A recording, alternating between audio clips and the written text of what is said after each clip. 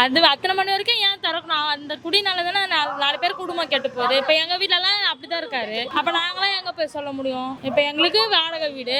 இப்போ இவங்க ஒருத்தவங்க தான் சம்பாதிக்கிறாங்க. அவங்க என்ன படிப்பு பார்ப்பாங்களா இல்லை வீடு வாடகை கட்டுறதுக்கு பார்ப்பாங்களா?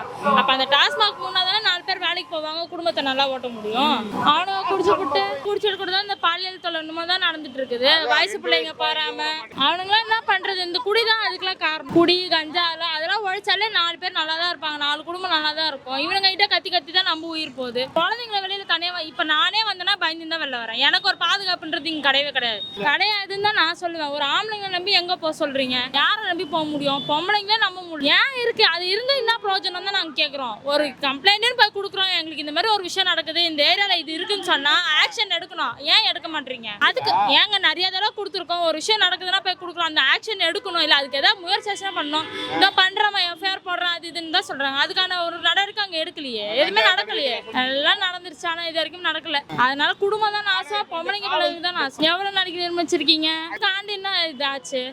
இப்ப பொம்பளை பிள்ளைங்க நாங்களும் வெளில போறோம், நைட் நேரத்துல எங்களுக்கு பாதுகாப்பு இருக்கா சொல்லுங்க? ஏன் பகல் நேரத்துல கூட பாதுகாப்பு கிடையாது. பஸ்ல ஏறி உட்காந்தா பக்கத்துல வந்து உட்காடுறவங்க சும்மா உட்காடுறான், தடவி தானே உட்காடுறான். ஒழுங்கா உட்கார சொன்னா உங்களுக்கு என்ன ஃப்ரீ பஸ் தானே, இடிக்காம வரீங்கன்னு கேக்குறான். ஏன் ஃப்ரீ பஸ் தான் இடிக்காம தான் போனோமா இல்ல இடிச்சுன்னு தான் போனோமா நாங்க கேக்குறோம். பக்கத்துல உட்காந்து கை கால் வச்சு சும்மா உட்கார முடியாதா? ஏன் இங்க இருக்கிறவனுங்களே அசிங்கமா தான் பண்ணிட்டு திரியிறானுங்க. அப்புறம் எங்க போய் சொல்ல முடியும்? யார்கிட்ட சொல்றீங்க?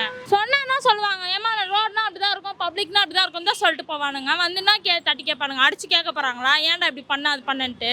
முதல்ல டாஸ்மாக 3 நாள் 4 குடும்பம் நல்லா தான் இருக்கும், எல்லாம் ஒழுங்கா தான் போவோம். அதை மூட சொல்லுங்க ஃபர்ஸ்ட். இந்த டாஸ்மாக திறந்து எல்லாருக்கும் என்ன கிடைக்குது சொல்லுங்க? 4 குடும்பம் அழிஞ்சு போகுது, வேலை வெட்டிக்கு போக மாட்டானுங்க, எல்லா குடும்பமும் நாசமா தான் போகுது. அதை ஏத்து முடுங்க தான் நாங்களும் சொல்றோம். ஏரியாக்கு எதுக்கு 2 டாஸ்மாக் கடை? யார் கேட்டா? இப்ப அதனால ஆமா குமர் நகர்ல ஒண்ணு வச்சிருக்காங்க, நடு ரோட்ல ஒண்ணு இருக்குது. அங்க பஸ் போறதுக்கு வழி கிடையாது. அங்க மெயின் அது தேவையா? 4 பிள்ளைங்களுக்கு ஸ்கூல் பள்ளிக்கூடம் கட்டி கொடுத்தா அதுங்களுக்கு ஃப்ரீயா கல்வி குத்தா நல்லா படிக்கோங்க. இது எதுக்கு தேவை அந்த ரோட்டுக்கு? நாங்க டெய்லியும் பஸ் தான் போயிட்டு வரோம். 4 ஆம்பளைங்க பார்க்க தான் செய்யறானுங்க, தொடதான் செய்யறானுங்க. கேட்டா பஸ்னா இடிக்க தான் செய்யும், ரோட்னா பார்க்க தான் செய்வோன்றானுங்க.